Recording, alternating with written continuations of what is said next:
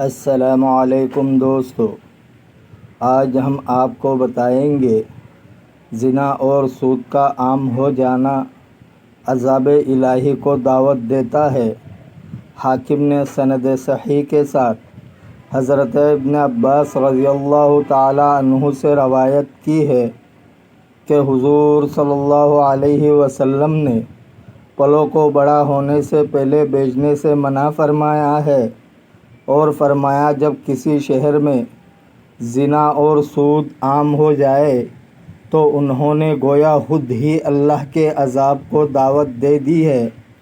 ابو یعلا نے سند جید کے ساتھ حضرت ابن مسعود رضی اللہ تعالی عنہ سے روایت کی ہے، انہوں نے حضور صلی اللہ علیہ وسلم کی حدیث بیان کرتے ہوئے فرمایا کہ کسی قوم کا زنا اور سود خوری ظاہر نہیں ہوتے مگر وہ لوگ عذاب الہی کو اپنے لیے حلال کر لیتے ہیں، یعنی جو قوم زنا اور سود خوری میں مبتلا ہے اس نے گویا عذاب الہی کو دعوت دی ہے۔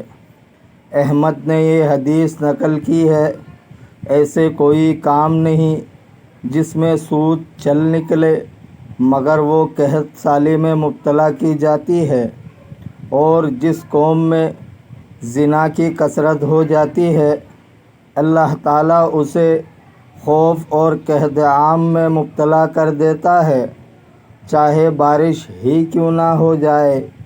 احمد نے ایک طویل حدیث میں، ابن ماجہ نے مختصراً اور اصبہانی نے اس حدیث کو بیان کیا ہے کہ حضور صلی اللہ علیہ وسلم نے فرمایا کہ جب مجھے معراج میں سیر کرائی گئی اور ہم ساتوں آسمان پر پہنچے تو میں نے اوپر دیکھا تو مجھے بجلی کی کڑک اور گرج چمک نظر آئی، پھر میں نے ایسی قوم کو دیکھا جن کے پیٹ مکانوں کی طرح تھے اور باہر سے ان کی پیٹوں میں چلتے پھرتے سانپ نظر آ رہے تھے۔ میں نے پوچھا جبریل یہ کون ہے؟ انہوں نے جواب دیا کہ یہ سود خور ہیں۔